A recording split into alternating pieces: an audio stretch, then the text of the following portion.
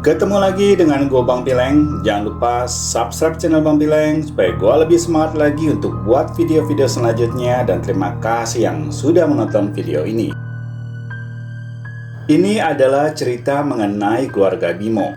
Sejak peristiwa mistis yang dialami warga yang berada di sekitar rumah Bimo, Bimo dan kedua adiknya harus rela menanggung malu. Tidak sedikit warga yang membicarakan tentang ayah Bimo yang sudah meninggal 7 hari yang lalu. Setiap ada perkumpulan, ada saja warga yang membicarakan tentang ayah Bimo. Semasa hidupnya, ayah Bimo yang bernama Jarot sering berkumpul bareng bersama warga lainnya, hanya untuk sekedar santai atau berolahraga di setiap hari libur atau malam minggu. Selain aktif ikut bermain bulu tangkis, Pak Jarot terkadang mendatangi salah satu tetangganya untuk sekedar santai dan berbincang-bincang saja. Peristiwa mengenaskan terjadi 7 hari yang lalu, ketika Bimo yang mau ke kamar mandi melihat ayahnya sudah tak bernyawa lagi. Perbuatan nekat yang dilakukan Pak Jarot semata-mata karena kecewa dan sakit hati kepada istrinya. Istri Pak Jarot yang pergi dengan pria lain dan minta bercerai membuat Pak Jarot nekat mengakhiri hidupnya. Secari kertas ditulis Pak Jarot untuk Bimo sebagai anak pertama. Dia berpesan kepada Bimo untuk menjaga kedua adiknya. Ada juga pesan lain yang mengatakan kalau Pak Jarot akan mencari istrinya kemanapun dengan penuh rasa dendam. Dendam itulah yang menjadi cerita warga sekitar. Mungkin karena dendam itu, Pak Jarot menjadi gentayangan sejak dikuburkan 7 hari yang lalu. Pak Dika yang merupakan tetangga paling dekat dengan Pak Jarot semasa hidupnya adalah orang pertama kali didatangi sosok pocong dengan wajah yang mirip Pak Jarot. Malam sekitar jam 10, Pak Dika yang berada di teras rumah terlihat santai duduk di kursi kayu. Korek api plastik yang ada di tangannya dinyalakan hanya untuk sekedar iseng saja. Dia berkali-kali memainkan korek api itu. Pikirannya melamun mengenang tetangganya yang pergi terlebih dahulu. Matanya tertuju keluar pagar.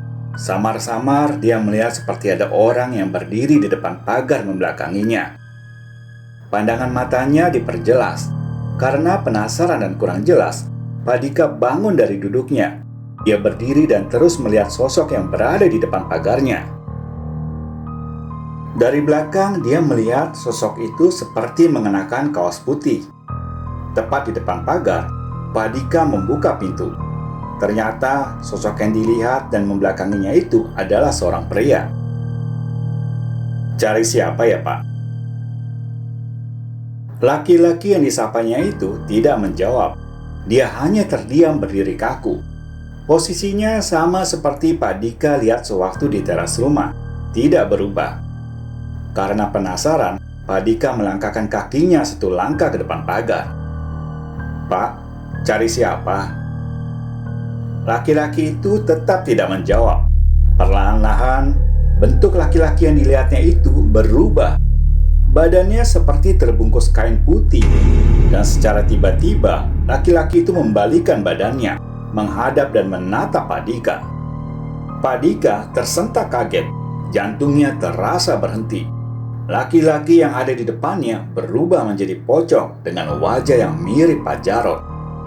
Dengan sekuat tenaga, dia berusaha untuk berteriak dan berlari. Pak Dika yang merasa sudah berlari kencang hanya sia-sia. Dia tetap berada di depan pocong itu. Pak Dika baru bisa berjalan ketika pocong yang ada di depannya menghilang. Dengan sisa tenaga dan ketakutan yang luar biasa, dia masuk ke rumah, menceritakan semua kejadian yang baru saja dialami ke anak dan istrinya.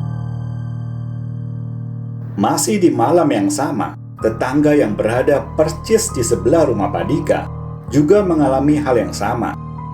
Sekitar jam 1 pagi, Pak Beni yang terbangun dari tidurnya karena haus membuka pintu kamar dan berjalan ke ruang makan. Letak kamar Pak Beni yang berada di samping ruang keluarga membuatnya harus melewati pintu penyekat antara ruang tamu dan ruang keluarga. Saat kakinya melangkah melewati pintu penyekat ruang tamu, dari sudut matanya dia melihat seperti ada orang yang sedang duduk di sofa ruang tamu. Awalnya, Pak Benny tidak menghiraukan apa yang dilihatnya. Langkah kakinya berhenti. Dia mundur ke belakang untuk memastikan apa yang dilihatnya. Benar saja apa yang dia lihat. Di balik gelapnya ruang tamu karena lampu sudah dimatikan, dia melihat seperti ada orang yang duduk di sofa. Perasaannya mulai takut. Tapi karena lampu di ruang tamu gelap dan masih ragu dengan apa yang dia lihat, dia berjalan menuju ke pintu sekat untuk mencari stop kontak yang ada di dindingnya. Matanya terus memandang ke ruangan tamu. Sosok yang dilihatnya pun masih ada di situ. Perlahan-lahan tangannya menekan stop kontak listrik. Seketika lampu menyala dan ruang tamu menjadi terang. Bersamaan dengan itu, sosok yang dilihatnya tadi tidak ada lagi di sofa.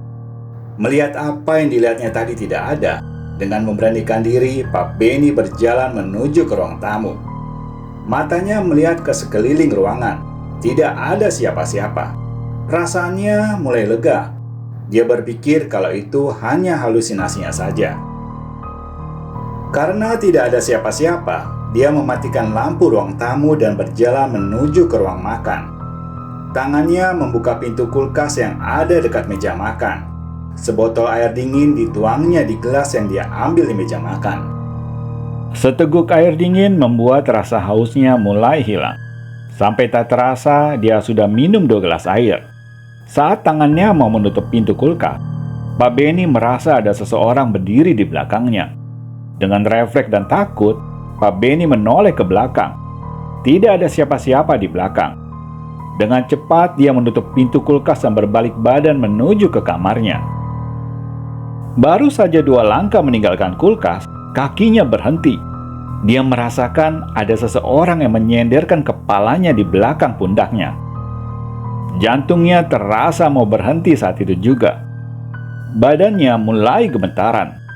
Rasa berat di pundaknya tidak hilang. Bahkan dari sudut matanya dia melihat seperti ada kain putih yang menyentuh pipinya.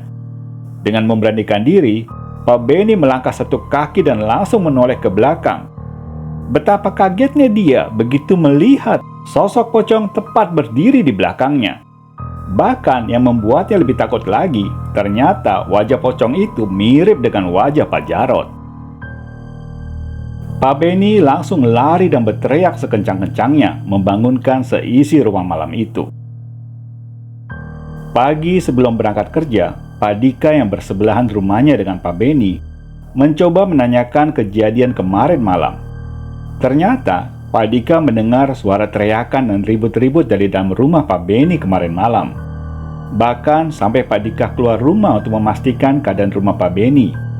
Pak Dika berpikir malam itu hanya ribut biasa masalah rumah tangga Pak Benny. Memangnya Pak Dika semalam dengar suara teriakan saya? Dengar Pak Benny, cuma nggak jelas. Saya sampai keluar, berdiri di depan pagar. Cuma saya nggak berani ikut campur karena itu kan masalah keluarga. Bukan masalah keluarga Pak Dika. Saya tuh lihat pocong di dalam rumah saya. Pocong? Lah, sama sama saya. Saya juga lihat pocong kemarin jam 10 di depan pagar. Berarti bukan saya aja dong yang lihat pocong. Pak Benny, maaf nih ya, bukan bermaksud mau fitnah. Kalau saya lihat, pocongnya mukanya mirip Pak Jarod, kata Pak Dika dengan nada suara serius. Sama Pak, saya juga lihat pocongnya kayak Pak Jarod. Pagi itu mereka terlibat pembicaraan mengenai penampakan pocong yang mirip Pak Jarod. Sampai akhirnya ada 2 orang tetangga yang ikut juga berkumpul pagi itu. 2 hari sejak kejadian, kabar penampakan pocong Pak Jarod sudah tersebar. Bahkan Bimo juga mendengar cerita itu dari temannya saat sedang membeli rokok di warung. Bimo yang mendengar itu sangat terpukul. Dia tidak percaya dengan kabar pocong yang gentayangan dan mirip ayahnya. Bimo hanya beranggapan ada salah satu warga yang memang tidak suka dengan ayahnya sewaktu masih hidup, dan sekarang menyebarkan fitnah untuk merusak nama baik ayah dan keluarganya. Sebagai anak pertama, Bimo berusaha berpikir bijak dan menenangkan perasaan adiknya yang malu mendengar kabar itu. Bimo mengatakan kepada adiknya, jangan marah jika ada orang yang menanyakan kebenaran berita pocong yang mirip ayah mereka. Malam sekitar jam 11, adik Bimo yang bernama Damar sedang berada di ruang tengah. Dengan santai dan rebahan di sofa, Damar membaca buku yang dibelinya di toko tadi siang. Damar yang berada sendirian di ruang tengah tersentak kaget mendengar suara yang berasal dari kamar ayahnya. Suara itu seperti suara orang yang sedang memukul-mukul tembok.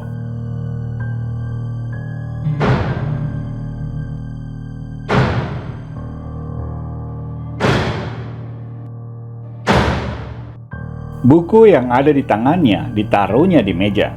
Dia masuk ke kamar Bimo dan mengajak Bimo ke ruang tengah.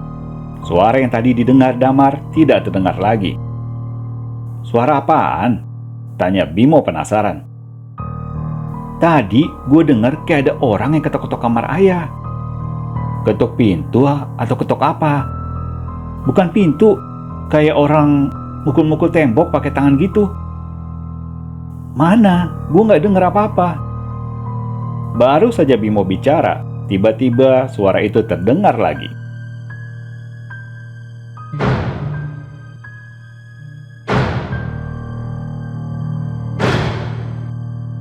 Mereka saling bertatapan.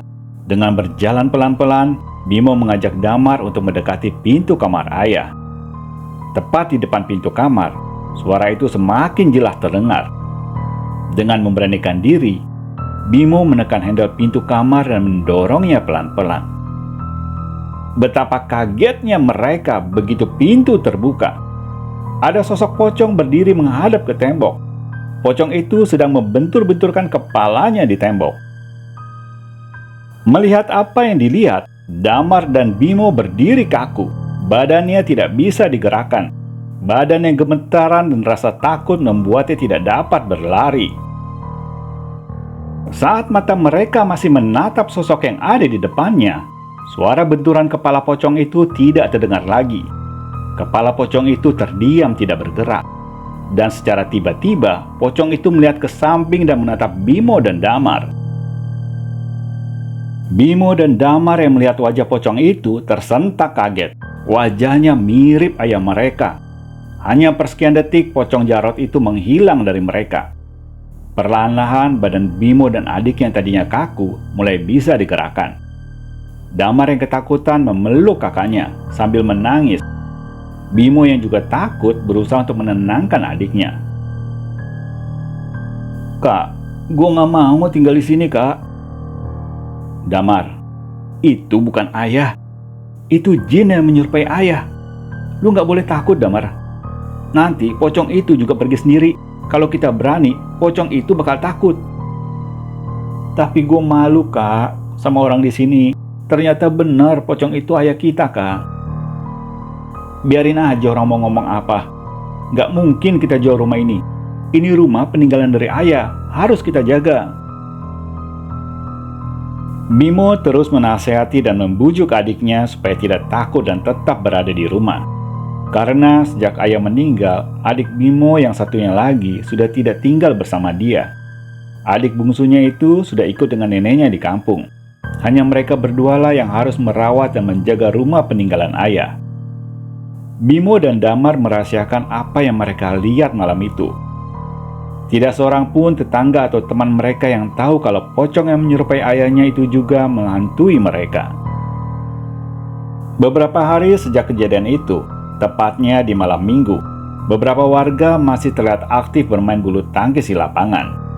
Sampai tak terasa, waktu sudah menunjukkan pukul 11 malam, dan warga yang tersisa di lapangan tinggal 5 orang. Termasuk Pak Dika dan Pak Beni. Mereka sedang beristirahat untuk melepas lelah sebelum pulang ke rumah masing-masing. Salah satu orang yang ada di situ seperti melihat sesuatu ke arah rumah kosong yang sudah lama tidak ditempati. Dari tatapan matanya, Pak Dika mulai curiga dengan tetangganya itu. "Lihat apa, Pak?" tanya Pak Dika. "Itu siapa ya yang berdiri di depan pagar?" Dengan seretak, keempat orang yang tadinya tidak melihat langsung menoleh ke arah yang ditunjuk tetangganya itu. Mereka tidak melihat siapa-siapa di sana. Nggak ada siapa-siapa? Emangnya Bapak lihat apa? Tanya Pak Beni. Tadi saya lihat kayak ada sosok putih berdiri di depan pagar. Kayak orang gitu. Mendengar itu, keempat orang yang ada di situ langsung membereskan barang-barangnya untuk dibawa pulang. Udah, kita pulang aja. Jangan-jangan itu... Jangan disebut namanya, kata salah satu dari mereka. Mereka berlima berjalan meninggalkan lapangan. Baru saja 5 meter berjalan, serentak mereka berhenti melangkah. Mata mereka tertuju ke balik rimbunnya pohon kembang sepatu yang berada di depan jalan rumah salah satu warga. Samar-samar terhalang pohon kembang sepatu, mereka melihat sosok putih berdiri di samping pohon itu.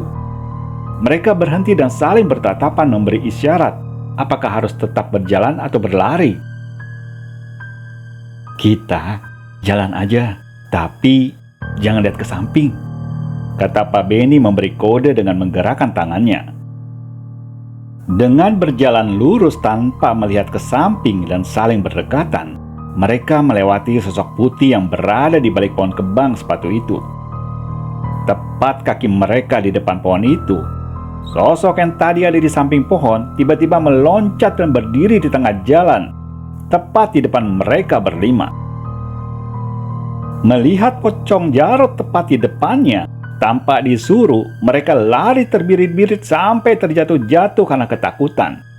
Malam itu, suasana yang tadinya sepi terpecahkan oleh teriakan kelima orang yang lari terbirit-birit melihat pocong Pak Jarot. Kebesokan harinya, cerita itu sampai ke telinga Bimo dan Damar. Cerita yang cepat tersebar bahkan sudah sampai ke komplek perumahan lain. Bimo dan Damar berusaha untuk tenang dan menahan rasa malunya setiap kali harus keluar rumah untuk melakukan aktivitasnya. Pocong Jarot yang gentayangan bukan hanya dirasakan para tetangga. Di rumahnya sendiri sudah 5 kali Bimo dan Damar melihat kemenampakan pocong ayahnya itu. Malam sekitar jam 11, Bimo yang mau buang air kecil berjalan menuju ke kamar mandi. Saat dirinya baru berada di kamar mandi, dia mencium aroma bau busuk yang sangat menyengat. Mulai ada rasa takut di hatinya, dan dia merasa bahwa sosok pocong yang menyerupai ayahnya itu akan segera datang. Apalagi kamar mandi yang dipakainya tepat di mana ayahnya mengakhiri hidupnya dengan cara menggantungkan diri. Aroma busuk makin menyengat, tapi karena sudah tidak tahan untuk buang air kecil, dengan terpaksa dia tetap berada di kamar mandi. Setelah selesai buang air kecil dan mau membuka pintu, dari samping dia melihat ada sosok yang tergantung di tiang plafon kamar mandi. Dengan memberanikan diri, matanya melirik ke samping. Benar saja, dia melihat pocong menyerupai ayahnya tergantung di tiang, di mana ayahnya dulu mengakhiri hidupnya di situ. Dengan ketakutan dan tangannya gemetaran, Bimo membuka pintu kamar mandi dan lari terbirit-birit ke kamar. Bimo dan Damar yang merasa terus-terusan dihantui pocong dan malu mendengar guncingan para tetangganya, sepakat untuk mencari keberadaan ibu mereka yang entah tahu di mana. Beberapa hari mereka berusaha menghubungi saudara jauh, bahkan ke teman ibunya. Perjuangan mereka tak sia-sia. Salah satu teman ibunya memberitahu keberadaan ibu mereka. Bimo dan Damar mencari alamat rumah ibu dan akhirnya mereka bertemu. Isak tangis mewarnai pertemuan mereka. Bahkan ibu Bimo sendiri tidak mengetahui kalau mantan suaminya telah meninggal. Bimo dan adiknya tidak mau bertanya apa yang menyebabkan ibu pergi meninggalkan ayah. Selama ini yang Bimo tahu kalau ayah memang sering bersikap kasar terhadap ibunya. Atas saran Bimo, ibu diminta untuk mengunjungi makam ayah, untuk saling memaafkan dan meminta agar ayah tak lagi mengganggu para tetangga dan dirinya. Atas saran dari kedua anaknya, ibu yang ditemani Bimo dan Damar mengunjungi makam ayah kebesokan harinya. Di depan makam ayah, ibu berbicara dan meminta kepada ayah untuk tidak mengganggu anak-anaknya dan para tetangga. Singkat cerita, setelah ibu mengunjungi makam ayah dan datang ke rumah Bimo, Bahkan melihat kamar mandi di mana Pak Jarod pernah tergantung di kamar mandi itu, perlahan-lahan penampakan sosok pocong Jarod mulai berkurang. Bahkan setelah 3 bulan sejak kematian Pak Jarod, sosok pocong itu sudah tak pernah lagi menampakkan dirinya. Itulah cerita mengenai sosok pocong yang pernah membuat heboh para tetangga Bimo. Dan sekarang kehidupan Bimo dan adiknya sudah seperti biasa. Mereka tidak malu lagi untuk berkumpul dan beraktivitas di luar ruangan. Sampai di sini dulu ceritanya. Jangan lupa subscribe dan nyalakan lonceng notifikasinya supaya kalian tahu kalau gua ada upload video baru. Salam dari Bang Pileng.